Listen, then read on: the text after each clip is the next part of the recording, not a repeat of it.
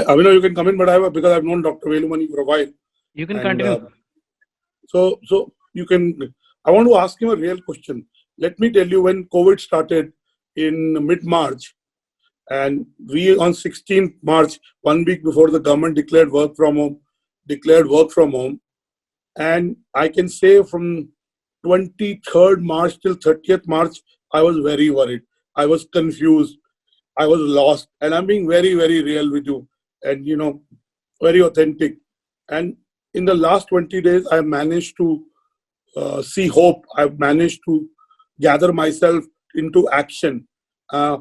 What do leaders, entrepreneurs do to get clarity for themselves, to get into an action mode, to be able to, create themselves for future? And even in a pre-COVID world, we would use the word pivot, orbit change a lot.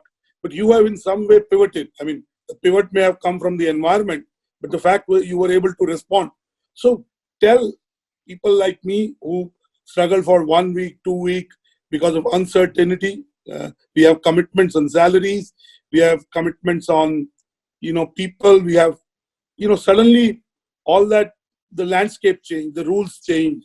And again, like we in business world are moving 100% into digital transformation. We're moving into video. We're doing a video interview with you. So we see an opportunity, and I'm more, optimistic on the future than I ever was. And I'm real. If I'm saying this to you, you can trust me that I am optimistic. So I'm saying, but I did feel confused. I did feel lost. I did feel, what to do. Say in around 25th March, I was like overthinking for 2 days. So give us some tips to entrepreneurs. It's human to be lost. Anurag, I think we all had such a crisis where the virus is threatening. We are suddenly seeing Prime Minister addressing to Chief Ministers all in video conference, and all are on a mask. And the IPS, IAS officers sitting behind the MLAs are also in mask. It gives a feeling that we are seeing a fiction movie, but movie is not ending at all. That is the biggest stress. But having said that, all businessmen, irrespective of which industry they were in, whoever were clocking revenues per day, sometimes in crore, 1 crore, sometimes even 100 crore, all of them had to just close down and observe this virus passing by. With fear some, with panic some, with some cash balance, some without cash balance, with some understanding employees who will work with half salary till the crisis is over. Some will not work, but then some took a decision not to bother. Some took a decision, where will I get people if I don't take care of them? In fact, this is the crisis where one will know who is a good employer, and one will also know who is the best employee. So that is the crisis part. But I am telling you, we have taken a vacation of March, April, and probably May. If we didn't have reserves for a 3 months vacation, if we are running from month to month, week to week, and we were not having any liquidity to manage the crisis if it arises, be it an individual running a family, be it a MD running an organization, or being a prime minister running a country, some reserves are needed. Without the reserves, it's not easy. And when you have reserves, you can pause, you can relax, you can reinvent what way you will strategize and go and approach the market tomorrow. What are all your strengths compared to what are all your peers? What are all your industry's pains because of COVID, and how am I going to come out of it? Trust me, everybody will be doing wonderfully. But I read somewhere, in fact, I was listening to an interview in CNN, that individual said, post-corona, 50% of businessmen will not be doing that business which they did before corona.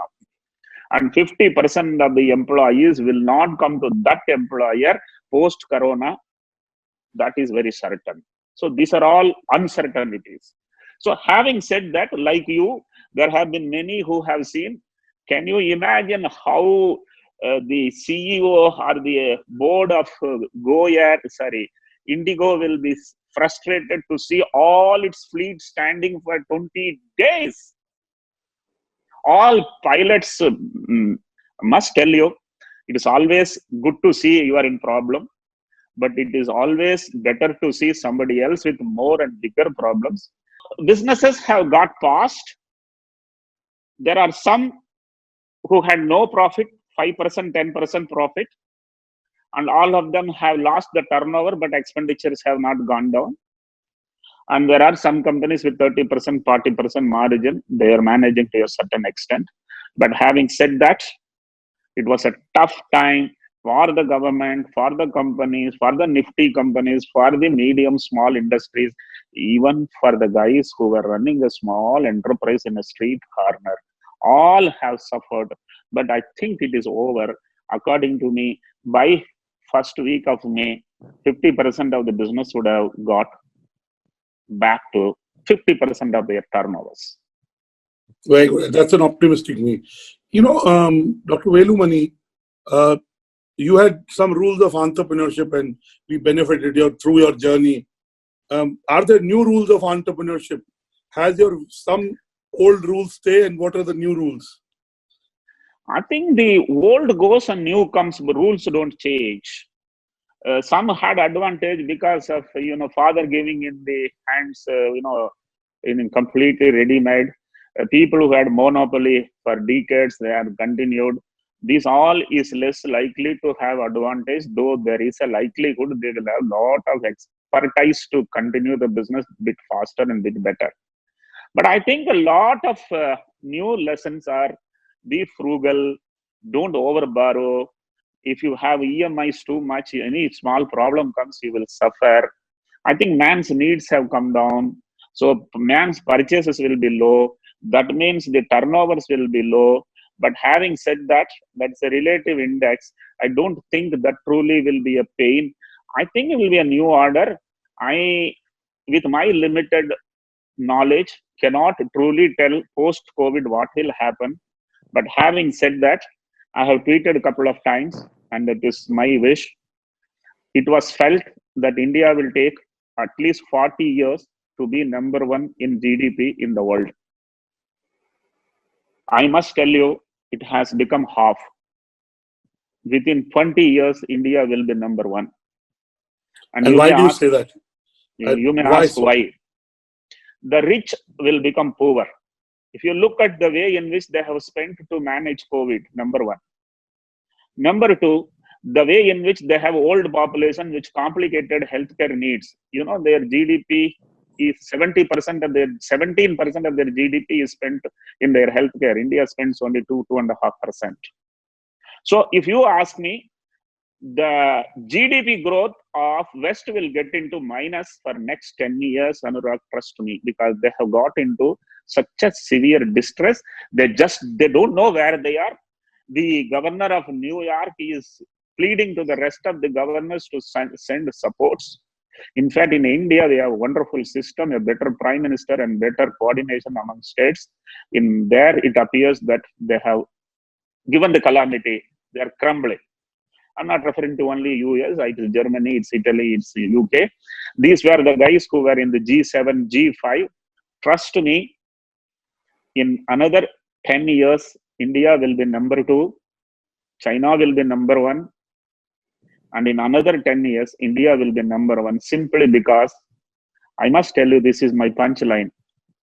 For us, 130 crores of intestine was a liability. So we had to go slow in the per capita income growth. Trust me, now it is 2.70 billion hands and 1.35 brains. That means India is going to be there. It is this COVID which made sure India doesn't suffer. India has been relatively safer. The rich are suffering. If the rich suffer, rich will become poorer and poor will become richer. Din raat hota hai, raat din hota hai. It is a transformation. I must tell you, COVID is helping India. in many ways after taking away a few lives.